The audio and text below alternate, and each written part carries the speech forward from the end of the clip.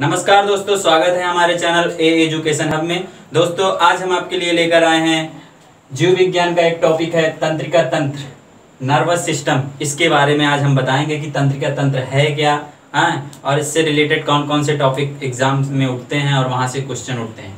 इससे पहले देखिए हम आपको कुछ बातें बताना चाहूँगा। देखिए जो जीव विज्ञान होता है, इसमें जो ह्यूमन बॉडी होता है, इससे रिलेटेड जो भी टॉपिक है, जो बच्चे तैयारी कर रहे हैं या जो बच्चे जो है जीव विज्ञान पढ़ाई कर रहे हैं, चाहे 11th में हो 12th में हो, उनके अलावा उन लोगों को भी ये बताना चाहूँगा कि ह्यूमन बॉडी से रिलेटेड जो भी टॉपिक है उसके बारे में सबको जानकारी रखनी चाहिए। आपको पता है आजकल जो है तमाम प्रकार के तरह तरह के जो है रोग फैले हुए हैं, चाहे वो कोरोना वायरस हुआ चाहे जो हो।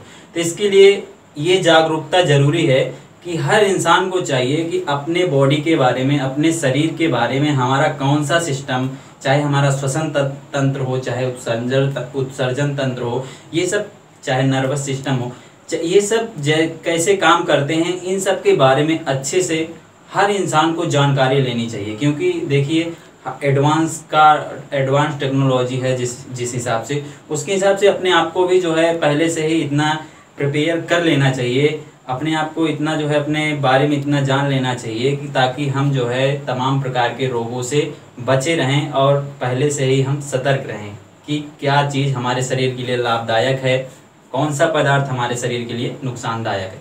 फिलहाल अब हम आपको तंत्रिका तंत्र के बारे में पढ़ाते हैं।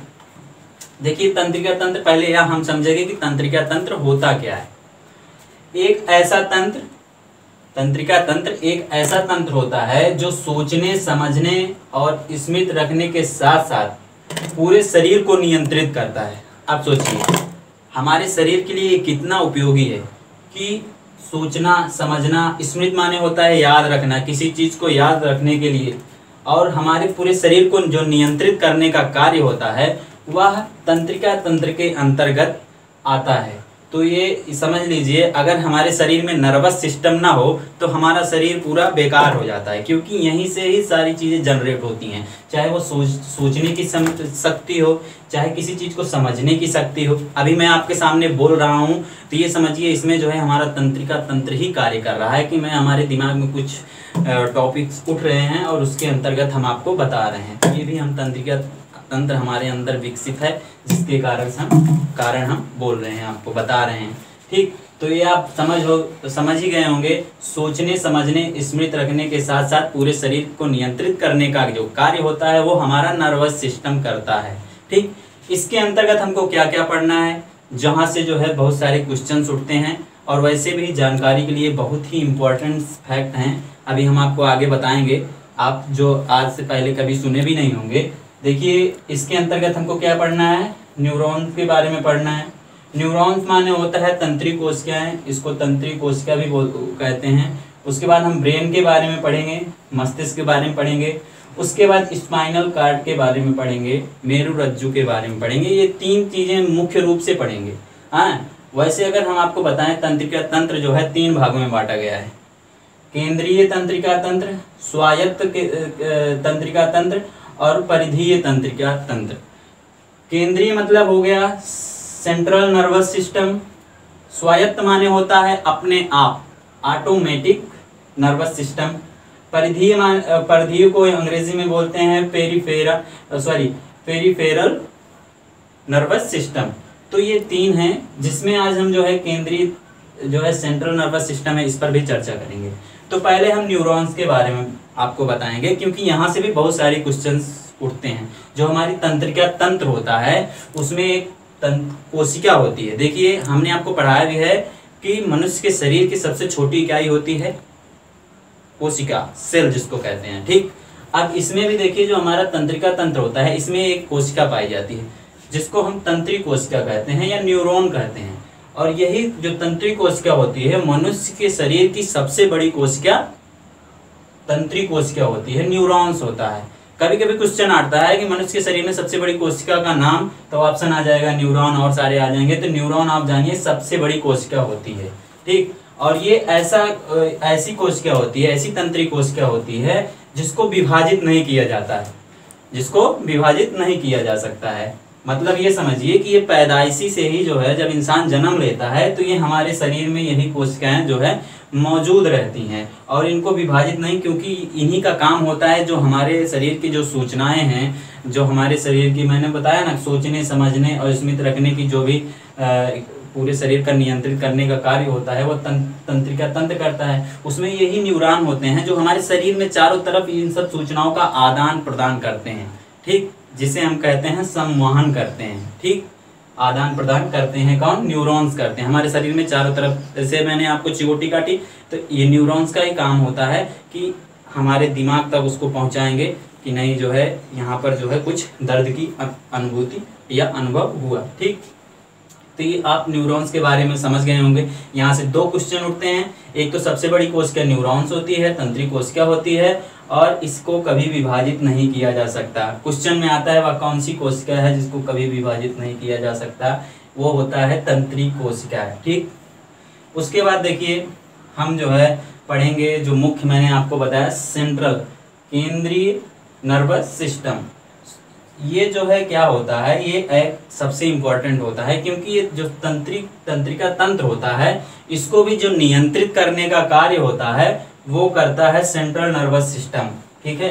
सूचनाओं को नियंत्रित करने का कार्य होता है इन सब को, ये तंत्रिका तंत्र को, इन सब को अगर कोई नियंत्रित करता है, आप ये समझिए जो चलाता है वो करता है सेंट्रल नर्वस सिस्टम। अब इसके अंतर्गत हमको क्या पढ़ना है, इसको जो है दो भागों में बांट दिया गया है। देखिए एक ब्रेन पढ़ना है, दिमाग के बारे में पढ़ना है, और एक पढ़ना है स्पाइनल कार्ड, मेरुरज्जु।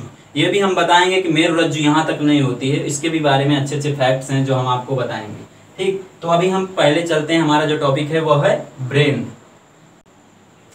दोस्तों अब ब्रेन के बारे में थोड़ा पढ़ता हूँ कि ब्रेन, मस्तिष्क, इसकी क्या संरचना है, कैसे मतलब ये बना है, इन सब के बारे में, इसके क्या कार्य हैं, इसके बारे में हम तंत्रिका तंत्र के अंतर्गत पढ़ेंगे।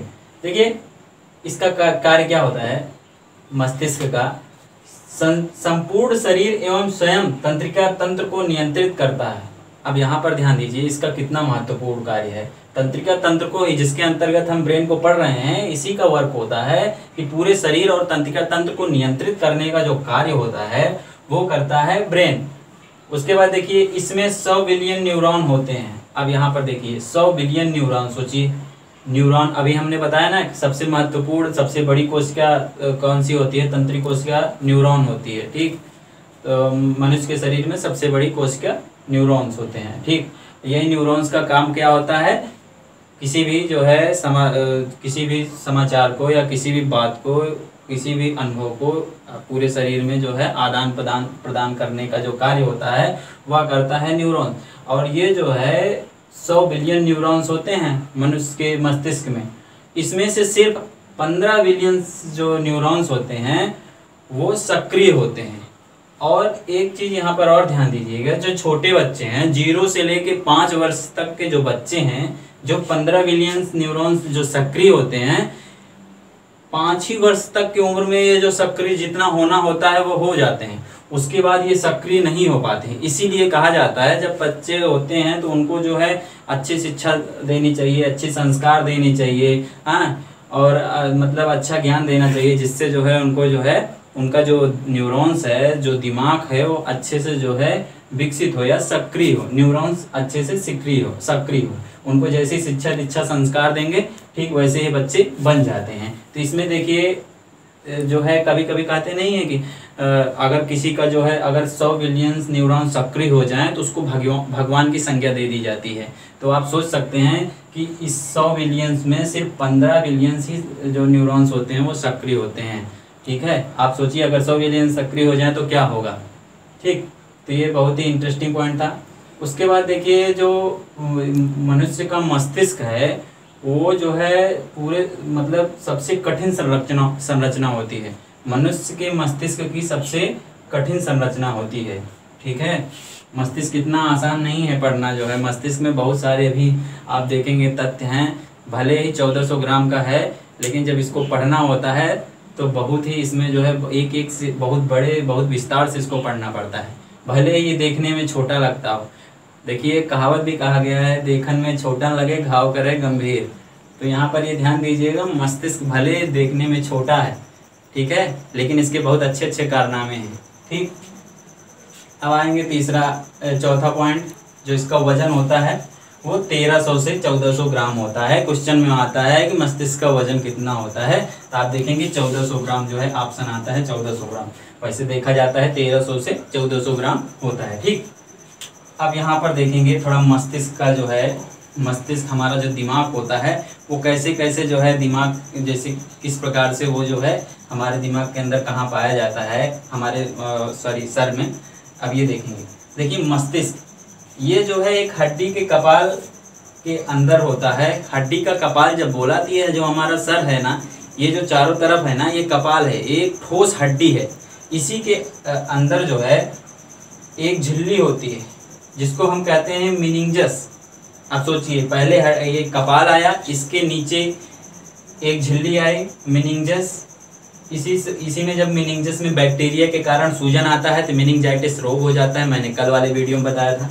हाँ, तो इसके अंदर जो है, जो हमारा मस्तिष्क होता है, इसके 3 पार्ट होते हैं, हम आगे भी बताएंगे, लेकिन इतना जानिए कि इसके अंदर जो है मस्तिष्क होता है। तो थोड़ा हम इसको विस्तार से समझेंगे। इसी हड्डी के कपाल को क्रेनियम बोलते हैं, अंग्रेजी में क्रेनियम बोलते हैं। ठीक, हाँ, और ये जो झिल्ली होती है एक परत में नहीं होती है मित्रों, देखिए 3 परत, इसके भी 3 परत होते हैं। ठीक है, 3 पार्ट होते हैं। 3 परत में जो है पूरे मस्तिष्क को चारों तरफ से ढके रहती है ये जो झिल्लियाँ होती हैं।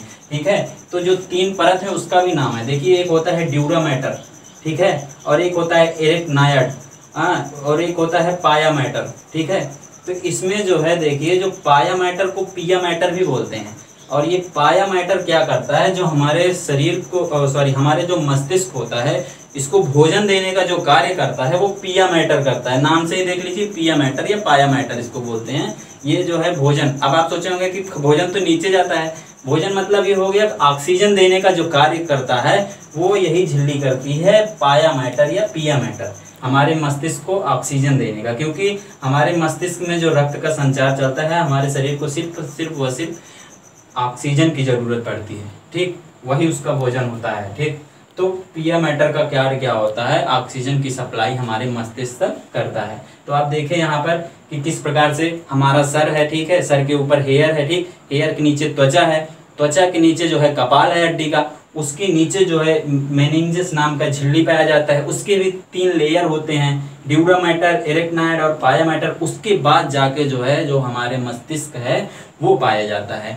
तो आज हम जो है यहाँ तक पढ़ें कि मस्तिष्क पे आ गए हैं। आगे हम आपको बताएंगे कि मस्तिष्क के कितने प्रकार होते हैं, हाँ, और वो उनका कार्य क्या क्या होता है, एकदम अच्छे ढंग से और इंटरेस्टिंग तरीके से आपको पढ़ाएंगे दोस्तों। तब तक के लिए आप इतना ही पढ़िए और हमारा वीडियो लाइक करिए, सब्सक्राइब करिए और शेयर करना ना भूलिए। और दोस्तों देखिए, जो ब्रेन होता है, इसमें आप जब पढ़ेंगे इसके जो है पार्ट के बारे में, तो बहुत ही अच्छे ढंग से पढ़ेंगे। ठीक है, तो अभी तक के लिए बस इतना है। धन्यवाद।